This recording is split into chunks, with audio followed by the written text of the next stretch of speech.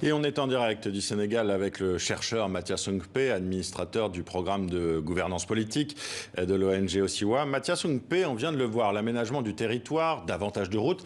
Patrice Talon en fait une des principales réussites de son quinquennat. Est-ce que c'est un message qui parle aujourd'hui aux électrices et aux électeurs du Bénin ? Oui, disons que ça parle de façon incontestable aux électeurs qui sont dans des zones qui ont été touchées par ces projets d'infrastructure.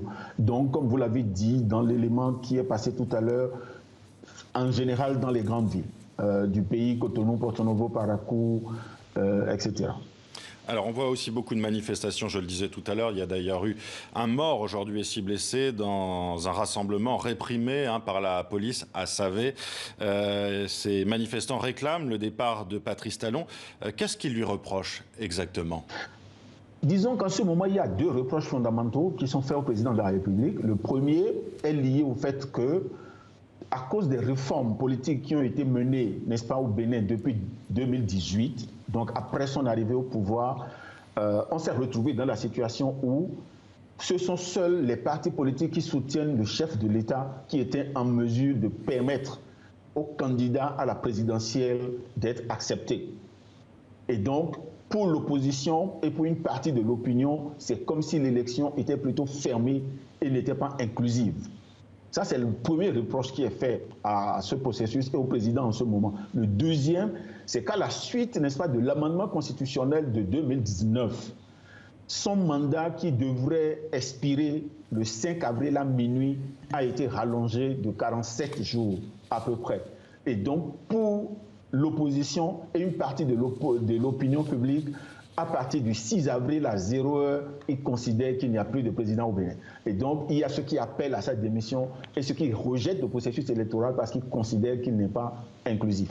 Alors, Rekia Madougou, Sébastien Djavon, la plupart des opposants sont en détention ou en exil ou exclus du scrutin présidentiel. Pourtant, longtemps, le Bénin a fait figure d'exemple démocratique dans la sous-région africaine. Aujourd'hui, s'agit-il encore d'un pays démocratique, selon vous ? Disons que ce qu'on peut dire de façon claire, c'est qu'il y a eu un recul démocratique au Bénin de 2016 à aujourd'hui.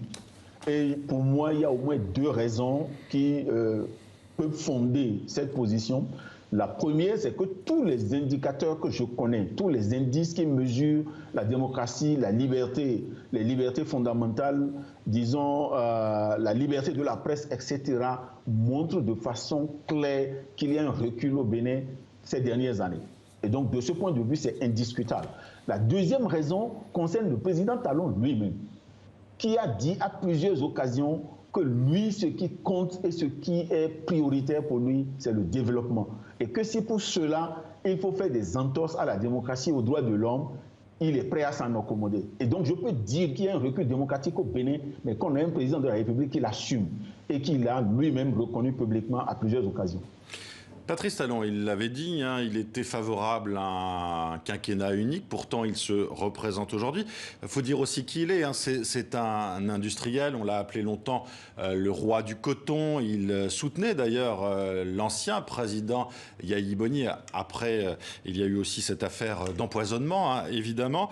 Patrice Talon, c'est donc un des hommes les plus riches du pays.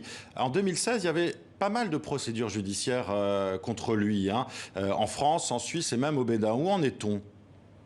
Non, je pense que depuis son accession au pouvoir, on n'a plus entendu parler de ces processus. Donc on sait qu'au Bénin, ça va être difficile de continuer donc ces procédures contre lui alors qu'il est président de la République. Mais même à l'étranger, je peux dire qu'on n'a plus rien entendu du tout par rapport à ces procédures.